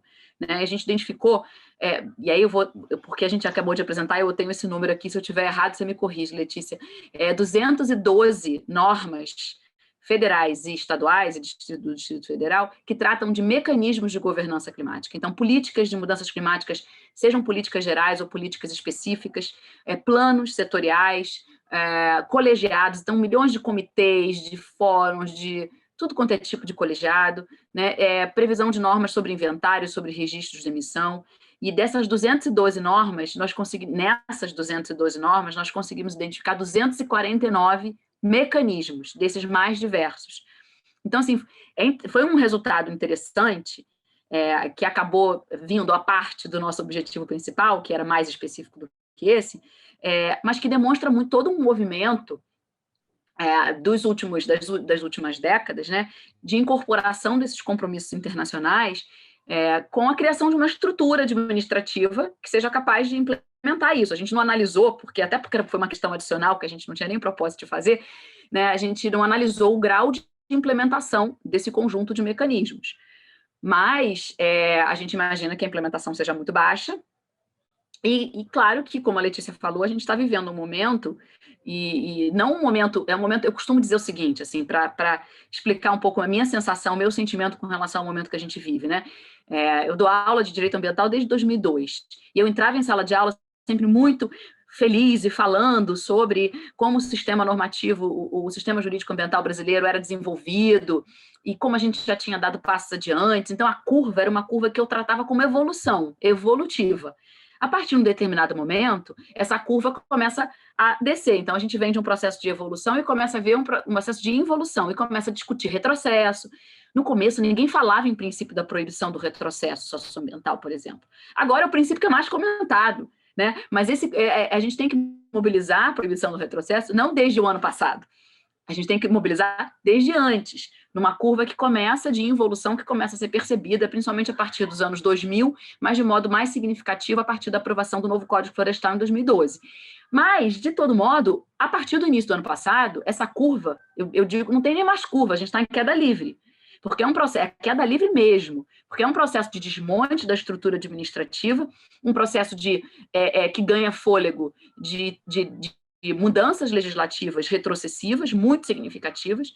Um projeto, por exemplo, para mobilizar aqui um exemplo, de um projeto de lei geral de licenciamento ambiental, cuja 4ª versão, que é a que foi publicizada, se for aprovada da forma como for, da forma como está sendo proposta, vai gerar um desmonte no sistema de licenciamento ambiental brasileiro inacreditável, milhões de passos atrás. Né? Então, a gente tem esse desafio, para terminar aqui a minha consideração, porque eu não quero para abrir para vocês comentarem, mas assim, a gente tem, nesse contexto, a gente tem assim, um desafio que eu sempre comentei, que a gente sempre teve, né? Eu me lembro desde o início, quando eu comecei a estudar direito ambiental, encantada com direito ambiental, e que a gente tinha um desafio, e o desafio era fazer com que a normativa pegasse. Né? Essa lei não pegou. Por que não é aplicada? Então, a gente tem um desafio de vencer o chamado direito ambiental simbólico. Ele não tem que ser simbólico, ele não é para ser simbólico, a gente tem que implementar. Então, a gente tem que corrigir o abismo, a discrepância gigantesca que existe entre o dado normativo e a realidade fática, e fazer valer o que a lei prevê. Só que agora, não que a gente não tenha mais esse desafio, a gente tem um desafio adicional, que é frear o movimento retrocessivo. Então, quer dizer, não só, como se não bastasse o fôlego que a gente tinha que ter para tentar implementar, agora a gente tem que segurar o que a gente tem para não mudarem, né? Como estão mudando. A estrutura normativa, a esfera federal, desmonte absoluto, isso todo mundo acompanhando. Né? Mas, enfim, eram essas. Obrigada pelas suas ponderações, Beatriz.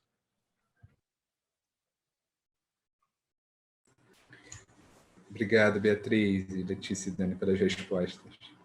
Agora a torcida é para a lei não pegar, né, Daniela? Agora mudou. A lei nova não pegar. Vamos ver se dá tempo. Próxima pergunta. Quem gostaria de fazer? Ou comentário, consideração? Na verdade, você pergunta. Daniela, por favor.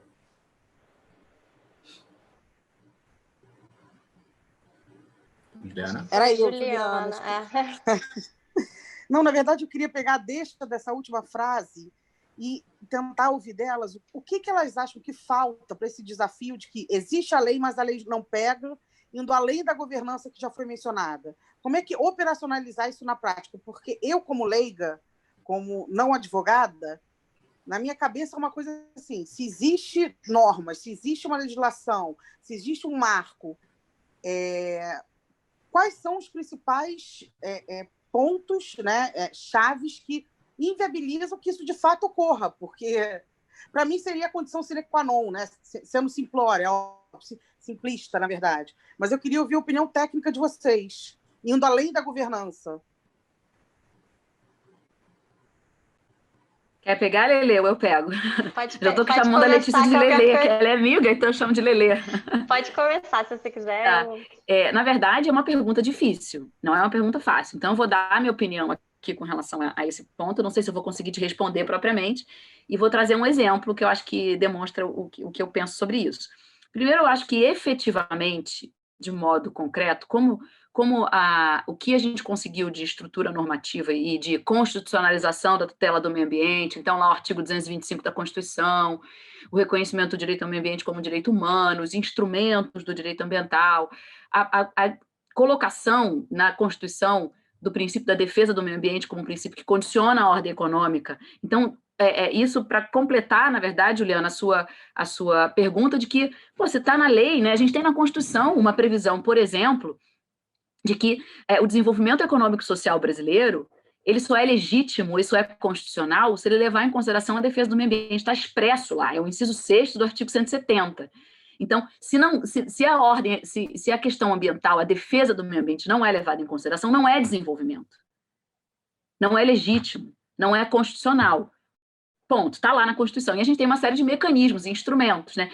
Mas, de fato, foi tudo conseguido foi um movimento de muita resistência, de muita luta. É uma luta para conseguir a inclusão. Inclusive, tem um constitucionalista muito querido, José Afonso da Silva, que ele comenta, ele teve até numa palestra na PUC, e ele comentou isso, e eu guardei, assim, porque foi uma experiência de quem esteve na Constituinte, e ele fala, olha, foi um milagre a gente conseguir a Constituição que a gente conseguiu num processo de uma Constituinte conservadora. A gente conseguiu uma Constituição super progressista.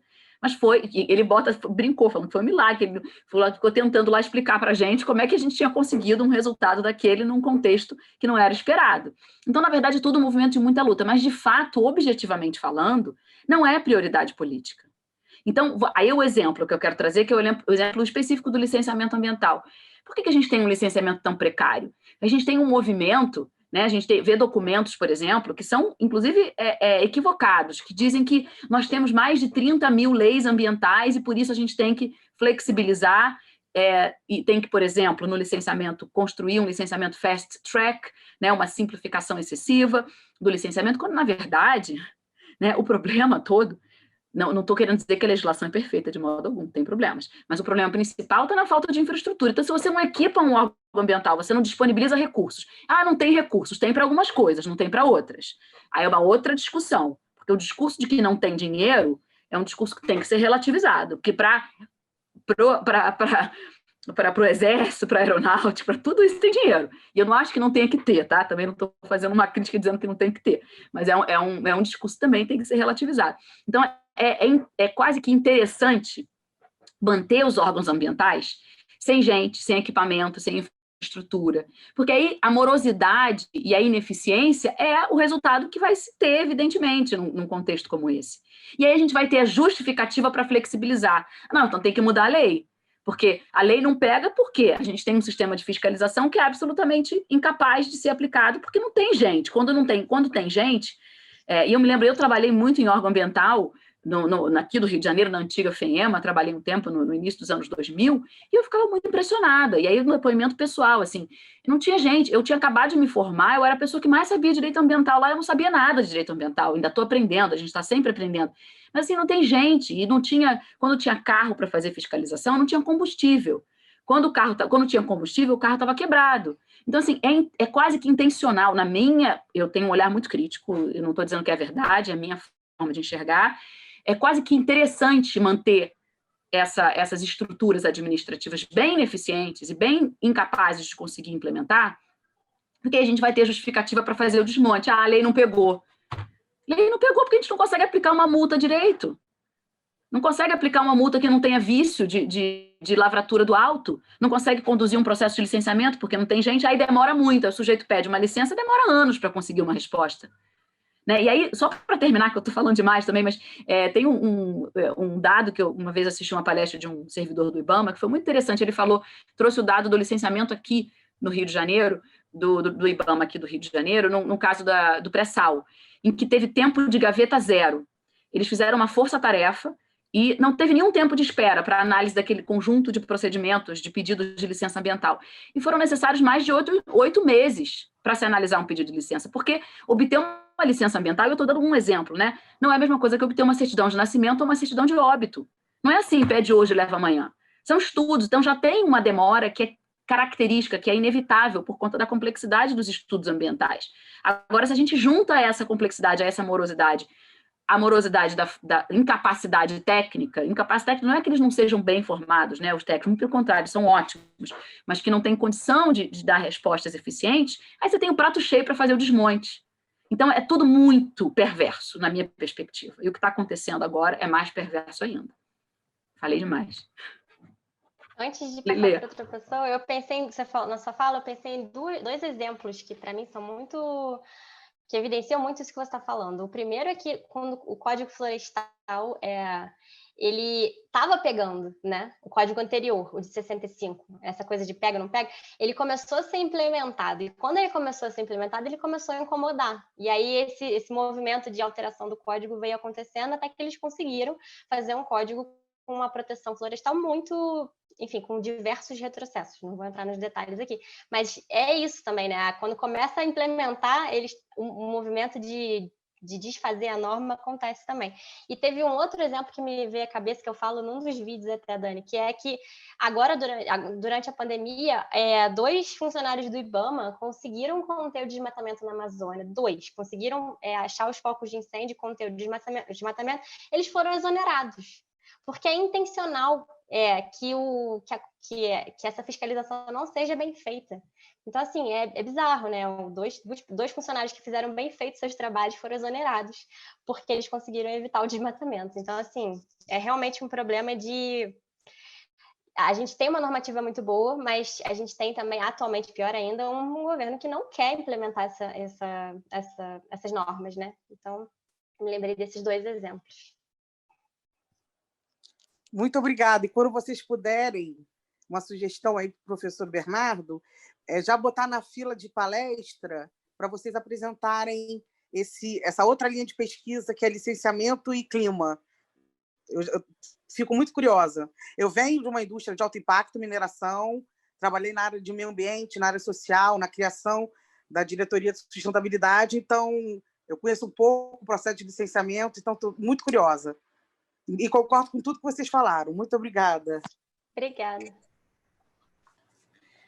Obrigado, Juliana. Já adiantando o convite para voltarem. Parece até que vão ter que ter uma disciplina inteira, né? Bom, vocês têm que... Bom, que legal. Próxima pergunta. E Letícia, só complementando, e mesmo o código enfraquecido, quando ele começou a pegar, barrado de novo, né? Então, ou seja, nem o fraco deixa pegar, né? Então, realmente é muito... Eu tenho uma pergunta depois, mas eu vou ficar por último. Alguém quer fazer algum outro comentário, alguma pergunta?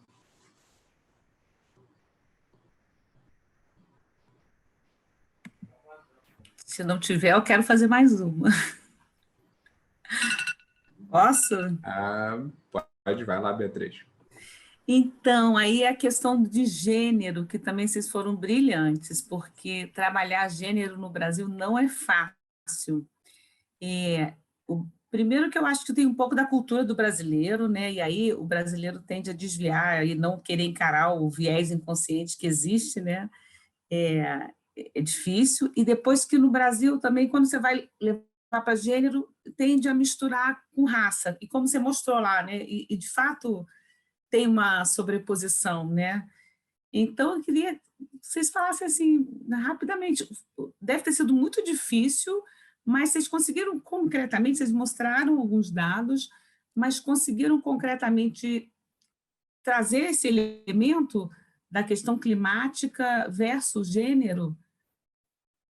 Que tipo de evidência, assim, como é que vocês, além dos dados apresentados, que impacta mais as mulheres, nos países com maior vulnerabilidade, onde tem maior pobreza, mas eu achei muito interessante isso, imagino como foi difícil trabalhar esse tema. Essa é com você, Letícia. Então, realmente foi muito difícil trabalhar esse tema, tanto que para levantamento de dados, assim, a maior parte dos dados são internacionais, documentos da ONU, da IUCN, né, que é a União Internacional para a Conservação da Natureza, e outros documentos que eu usei, fora as autoras, né? No Brasil, a gente tem muitas autoras que já falam, não dessa conexão de clima com gênero, aí que é o problema, né? Eu encontrei algumas poucas autoras internacionais, e aí eu fui tentando mesclar esses assuntos. Uma intenção que eu tenho é continuar essa pesquisa agora focando no Brasil, justamente, para trazer para cá e tentar fazer algum estudo de caso que mostre a nossa realidade. Mas, realmente, a pesquisa está muito pautada em dados internacionais, mas que interessante que, mesmo internacionalmente, essa conexão ainda é pouco feita. Esse documento da IUCN que saiu esse ano, eu estava quase terminando de escrever a dissertação quando ele saiu, e aí eu li ele inteiro, assim, rápido, para poder usar, porque ele fala de violência de gênero e meio ambiente. Então, assim, é super específico. Aí dentro dele tem uma parte relacionada a clima. Então, é muito difícil encontrar documentos sobre isso. E o JUMA, que é o nosso grupo de pesquisa, ele nasceu estudando justiça climática. Aí são mais essas questões de norte-sul global. E aí, nesse meio tempo, durante o mestrado, eu fiz algumas disciplinas de gênero. E aí eu me apaixonei eu já gostava de uma, me apaixonei pela outra e falei, peraí, vamos ver se existe alguma conexão. E aí, quando eu descobri que existia essa conexão, foi muito interessante, porque tem pouca gente falando sobre isso, mas é uma coisa muito grave, porque aquilo que eu falei, né, a maior parte da população é mulher, dentro dos pobres a gente é 70%, no sul global mais ainda, aí você pega a teoria, aí o que me ajudou mais, assim, no final das contas, foi a interseccionalidade, que é essa teoria feminista que junta e tenta mostrar como que essas opressões somadas excluem mesmo as mulheres, né? Então, tipo, a Kimberly Crenshaw, que é a autora do direito, a principal do direito, né, da interseccionalidade, ela tem um exemplo que é muito interessante, que é assim, que não é relacionado a clima, mas só para vocês verem essa marginalização, né? Uma mulher, ela tá inclusive eu posso passar o link para vocês, tem um vídeo do YouTube dela que é muito melhor do que eu falando. mas ela pede para a plateia levantar, e aí ela começa a falar nomes de homens. E aí ela pede para as pessoas sentarem conforme elas forem ouvindo nomes desconhecidos. E aí, quando ela termina os nomes masculinos, a maioria da plateia está de pé, porque eles não ouviram muitos nomes desconhecidos. Aí, quando ela vai falando os nomes das mulheres, eu não sei se é uma coisa, a ordem eu não estou me lembrando, mas quando ela fala das mulheres, a plateia senta, porque as pessoas não ouvem os nomes, não sabem quem são aquelas mulheres. Aí ela diz que todos aqueles nomes são de pessoas que morreram por violência policial, pessoas negras que morreram por violência policial. E o nome dos homens as pessoas conhecem, o nome das mulheres não. Porque quando você junta dois eixos, que é violência policial, raça e gênero, os 3 eixos, né, raça e gênero, ninguém sabe, porque isso não vai para as notícias de jornal. A marginalização acontece quando está em essa soma mesmo. Então, o que eu quis trazer na pesquisa foi falar justamente que mudanças climáticas é isso também. Uma mulher negra do sul global que sofre por um deslizamento, ela não vai para a notícia de jornal, ela está totalmente invisibilizada nesse contexto. E aí eu fui tentando trazer todas essas teorias para demonstrar como realmente... E aí raça é o principal eixo, realmente. Assim, a gente não pode falar de interseccionalidade, de mudanças climáticas sem falar de raça, mas tem vários outros eixos super importantes. E aí o sul global é um, e a crise climática é o outro. E aí esses dados de questões ambientais, climáticas, com gênero, eles são muito... eles me ajudaram muito, porque eles realmente demonstram que a hipótese, que eu não tinha certeza quando eu comecei, a hipótese se comprovou no final, de fato, de que as mulheres são mais impactadas pela crise climática. E aí, quanto mais eixos, mais impactadas, né? Não sei se eu te respondi. Muito bem respondido. Muito obrigada. Obrigada. Impressionante. Os dados já eram impressionantes. Essa outra história também cada vez mais, Letícia. Realmente, a questão de gênero, para tudo de sustentabilidade, acho que 2020 mostrou, né, também, você mencionou que se as mulheres estivessem no controle da produção de alimentos, a gente teria muito mais uma produção melhor de alimentos. 2020 também mostrou no campo da administração de uma emergência de saúde, né? Depois desse ano, assim, eu estou lançando uma campanha de restringir o direito ao voto só em candidatas mulheres, e agora já estou indo até além nessa campanha, restringir o direito ao voto só das mulheres, que só podem votar em mulheres. Assim, eu sou conhecida de democracia, o homem, se a gente pega todas as últimas eleições, Brasil, Estados Unidos, Trump, por aí vai, a partição de voto homem e mulher é realmente muito... se fosse um estudo científico, você comprovaria com um P de 0,01, que vocês votam melhor e administram melhor. Alguém quer fazer mais alguma colocação? Senão eu vou querer fazer a minha. Marta, você abriu o microfone. Por favor. Pensando tanto no antropoceno quanto na emergência climática, né, acho que a gente focado aí mudar um pouco o nosso comportamento, nossos hábitos. E é uma pergunta, né? A gente tem muitos exemplos de mobilização social, principalmente em relação às desigualdades. E é uma pergunta da opinião de vocês, né? O quanto vocês acham que a gente já passou do turning point de voltar para trás? Ou seja, mesmo que tentem desmontar a política brasileira, qual é a força desses próprios movimentos sociais para que isso continue apesar da política, né? Isso em relação a movimentos sociais e desigualdades, e a mesma coisa, a mesma pergunta, a mesma opinião em relação ao posicionamento de grandes empresas, ou seja, mesmo que a política seja desmontada em relação a clima ou licenciamento ambiental, o quanto grandes empresas podem ser capazes de manter seus compromissos, independente de qualquer coisa, da política, ou porque são empresas internacionais que têm os seus próprios princípios, não sei, ou porque talvez efetivamente a gente tenha passado algum turning point de ter fé que alguma coisa realmente já mudou. Essa é a minha pergunta, é uma opinião de vocês. Vou falar aqui livremente o que eu acho sobre isso. Primeiro, eu acho que tem algumas questões assim que surgem nesse contexto. E eu acho que, Marta, você colocou muito bem, inclusive, quando trouxe a questão das empresas. Mas, assim, a impressão que eu tenho é que foram tantos anos e foram décadas de luta, inclusive em governos mais né, progressistas, digamos assim, ou minimamente preocupados com a questão ambiental sempre foi uma questão menos importante.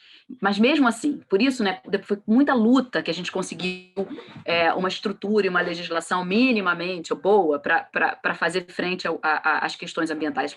Mas foi com muita luta. E o que a gente está vendo acontecer agora, desde o início do ano passado para cá, realmente é um desmonte. É como se a gente tivesse colocado por água abaixo tudo que foi construído a duras penas. Então, eu não acredito, quer dizer, eu tenho um olhar meio duplo para isso, assim, que eu digo assim, eu tenho um lado meu que fica muito, obviamente, irritado, né?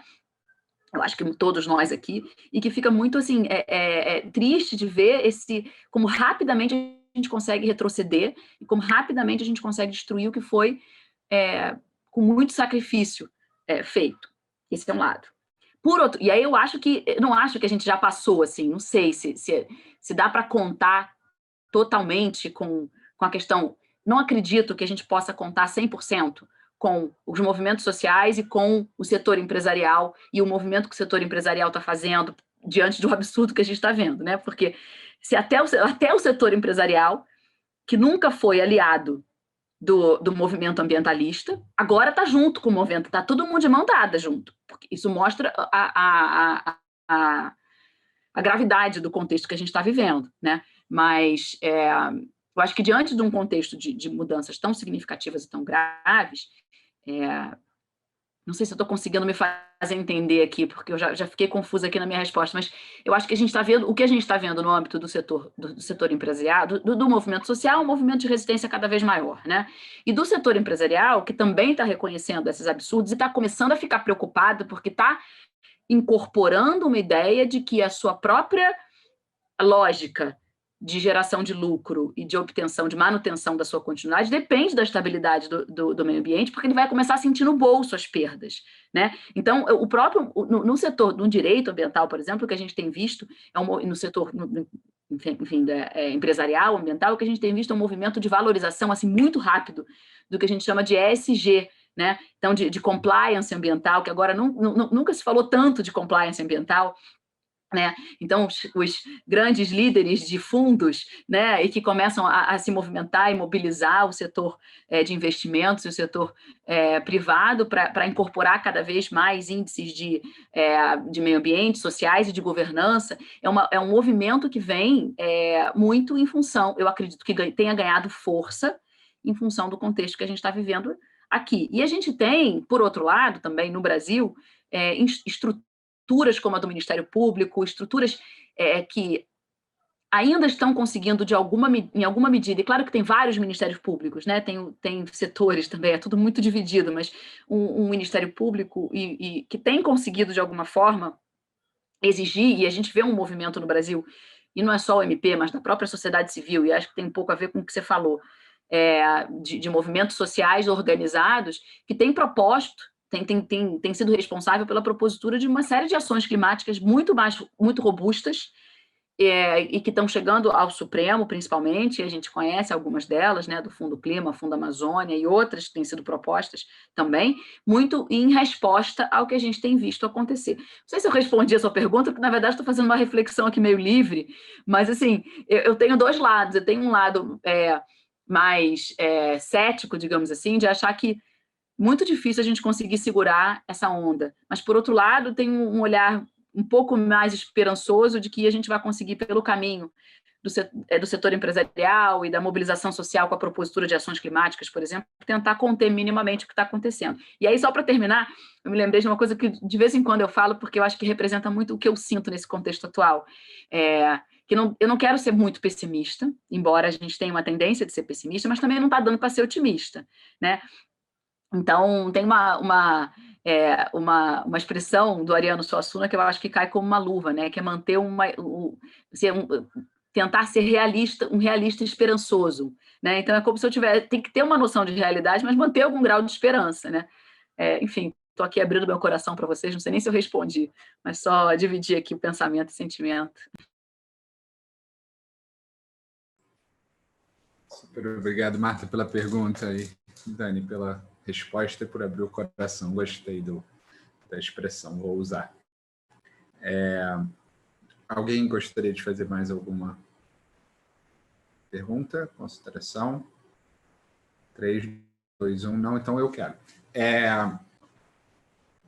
Tem um movimento que eu venho seguindo há algum tempo, que tem vários nomes mundo afora, mas alguns chamam de movimento dos direitos da natureza. Essa ideia começa lá, não sei se começa, mas ganha força com a questão do Pachamama na Bolívia, do Rio na Nova Zelândia, depois do Ganges e por aí vai.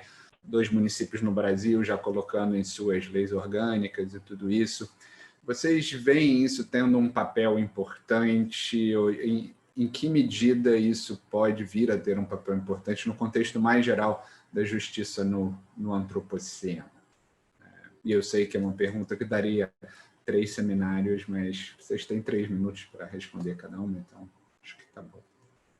Quer falar, Letícia? Que eu falei pra caramba agora, não sei se você quer. Não, pode falar, acho que isso daí é mais com você. Não, na verdade, eu acho esse tema super interessante. Na verdade, quando eu comecei a estudar direito ambiental, eu me encantei muito por esse olhar não antropocêntrico, né, que começa a ser cunhado, né, e começa a ganhar força, na verdade, com as novas constituições latino-americanas, mas que desde o início da percepção do direito para a questão ambiental, ele já é contestado, a perspectiva antropocêntrica, né? Então, desde o início, a gente parte de uma premissa, né, de que essa visão estritamente antropocêntrica e utilitarista, que tem um reflexo nas estruturas normativas tradicionais e naquele direito ambiental lá do início do século passado, que começa a se desenvolver no Brasil, que protege os recursos ambientais e não os bens ambientais e não os sistemas.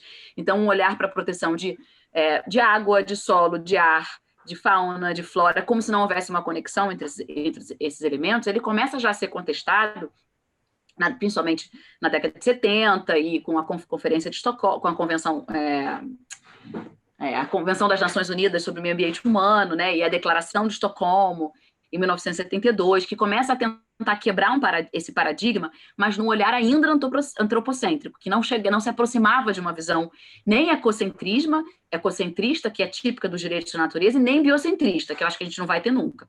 Mas, enfim, que são coisas bem diferentes também. Mas a gente vê nesse movimento de abandono dessa perspectiva antropocêntrica utilitarista alguns passos, é como se a gente tivesse num processo aí, sim, eu leio, é só a minha opinião, como um processo evolutivo, né? As primeiras constituições pós-72, pós-Declaração de Estocolmo, elas já tentam abandonar a perspectiva antropocêntrica utilitarista, cartesiana, dualista, e já querem enxergar meio ambiente a partir de uma perspectiva sistêmica, integrada, né? A proteger as partes a partir do todo e não o todo a partir das partes. Então, a gente olha o todo. Isso já é um avanço, mas ainda tem o ser humano como o centro das atenções, e ainda a gente tem uma dificuldade, eu acho que todo mundo tem, e eu acho que não sei se a gente algum dia vai deixar de ter, a gente fala ser humano e natureza, relação do ser humano com a natureza, né? Na verdade, ser humano é a natureza, está dentro da natureza, então quando a gente usa ainda a expressão recursos ambientais e fala dessa relação, a gente está reproduzindo uma perspectiva dualista.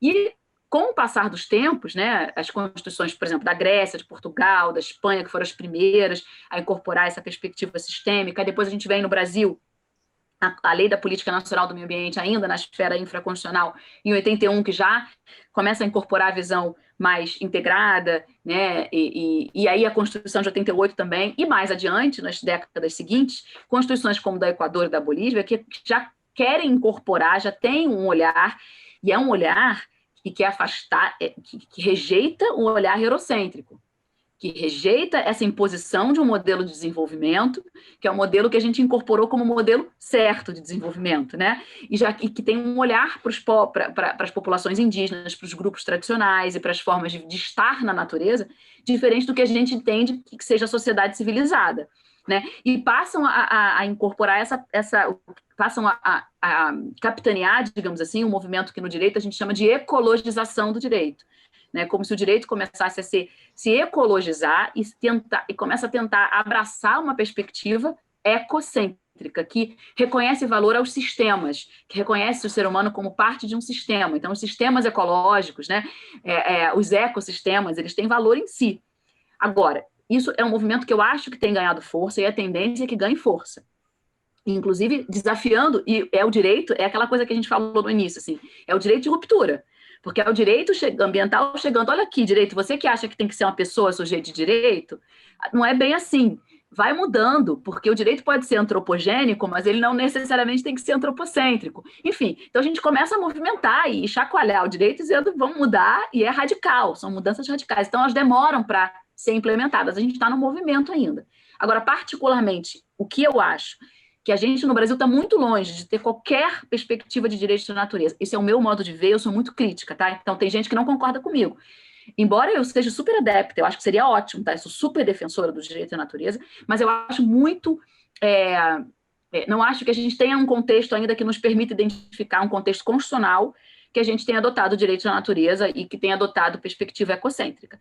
Porque a gente tem o reconhecimento de que todos têm direito a um meio ambiente ecologicamente equilibrado, e esses todos são os homens, né? Olha aqui, né? São os seres humanos, né? Letícia vai brigar comigo depois, com razão. A gente é o vício de linguagem, né? Mas, enfim.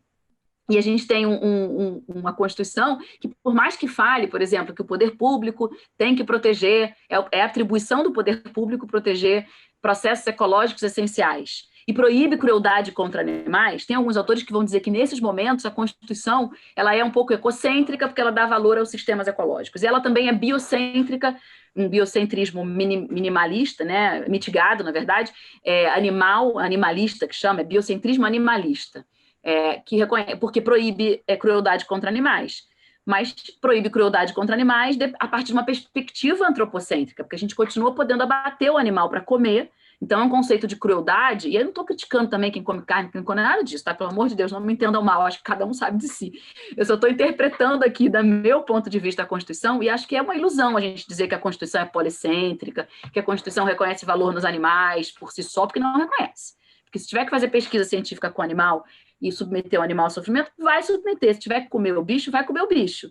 Então, é só o animal o gato, o cachorro que está dentro de casa que não pode ser submetido à crueldade, mas se for para bater, para consumo, então é um conceito de crueldade a partir de uma perspectiva antropocêntrica, né? Aí estou eu aqui falando de novo, demais, mas eu acho que é muito interessante, a gente tem que, de novo, só para concluir agora a minha visão sobre esse tema, eu sou super adepta, acho que a gente tem um caminho a percorrer de ecologização do direito, tanto que a gente começa a ver que a expressão direito ambiental começa a ser substituída por alguns autores por direito ecológico, né? Voltando para o passado, porque antes a gente falava em direito ecológico, mas era uma visão super restrita, que não incorporava aspectos sociais e numa amplitude do conceito de meio ambiente. Aí a gente passou a adotar direito ambiental, direito socioambiental, e agora nem isso mais é suficiente, é direito ecológico. Mas a gente tem um longo caminho pela frente. Acho que é difícil a gente mudar alguma coisa, e tem que mudar a Constituição, e mudar a forma de estar. E mudar a Constituição agora nem pensar, né? Porque só vai se mudar para destruir o que a gente tem. Então, acho um assunto interessantíssimo. Daria para conversar horas sobre isso. Desculpa se eu me estendi. Não, temos horas pela frente ainda para outro dia para conversar sobre esse tema. Quando pudermos pessoalmente, na PUC, numa mesa mais agradável. Eu sou fascinado. Acho que tem uma longa evolução ainda pela frente. Acho que culturalmente até a gente não estamos entre os povos, quer dizer, se os nossos povos originários estivessem na liderança era outra história, mas a gente ainda não está ainda está um pouco longe, concordo plenamente com você, Daniel. Mas são avanços interessantes que começam a ocorrer em alguns lugares. Gente, passamos 2 minutinhos. Queria agradecer demais quem ficou e principalmente Letícia, Daniele. Foi um enorme prazer ter vocês e a aula que vocês deram abriu o apetite para a disciplina do mestrado profissional em ciência da sustentabilidade e para papos futuros. Muitíssimo obrigado e parabéns pelo todo o trabalho e pesquisa de vocês. Obrigada. Obrigada, Bernardo. A gente que agradece muito pela atenção, pelas perguntas, pela discussão.